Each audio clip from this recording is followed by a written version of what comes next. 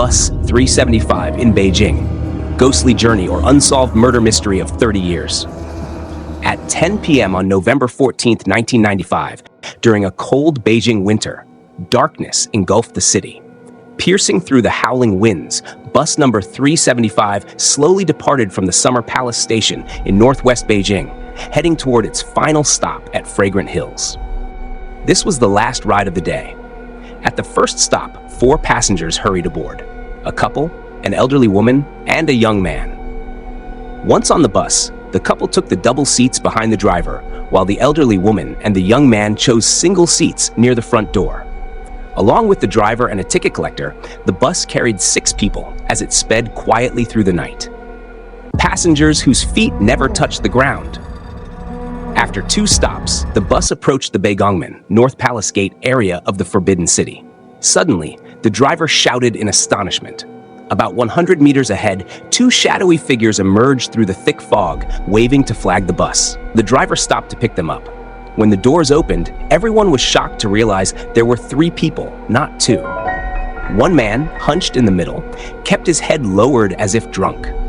The other 2, pale-faced, were dressed in strange Qing dynasty robes. The ticket collector tried to ease the tension, joking that they might be actors from a nearby film set. The young couple disembarked at the next stop.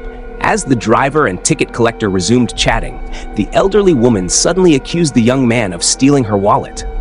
Their argument escalated, and the woman insisted on stopping at the nearest police station to resolve the issue. Frustrated, but eager to prove his innocence, the young man agreed. As soon as they exited the bus, the elderly woman's demeanor changed. Trembling, she confessed that her earlier accusation was just an excuse to save herself and the young man. She explained she had no way to save the driver or the ticket collector. This was the best she could do. Stunned, the young man listened as she revealed her chilling observation. Among the 3 passengers in Qing robes, 2 had feet that did not touch the ground.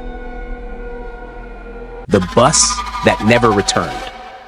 The young man immediately reported the bizarre incident to the police, but his story was dismissed as implausible. The next day, however, news broke that bus 375, along with its driver and ticket collector, had disappeared. Local newspapers like the Beijing Evening News quickly picked up the story. 3 days later, police discovered the bus near Miyun Reservoir, over 100 kilometers from Fragrant Hills, its intended final stop. The bus was burned to a husk with the decomposing bodies of 3 victims inside: the driver, the ticket collector, and an unidentified man.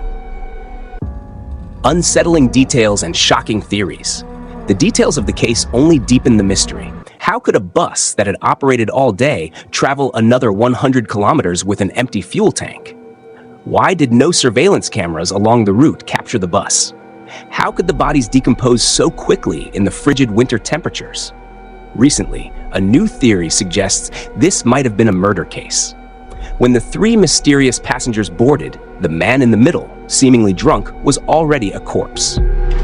The other 2 killed the driver and ticket collector before driving the bus to a remote location to cover up their crime.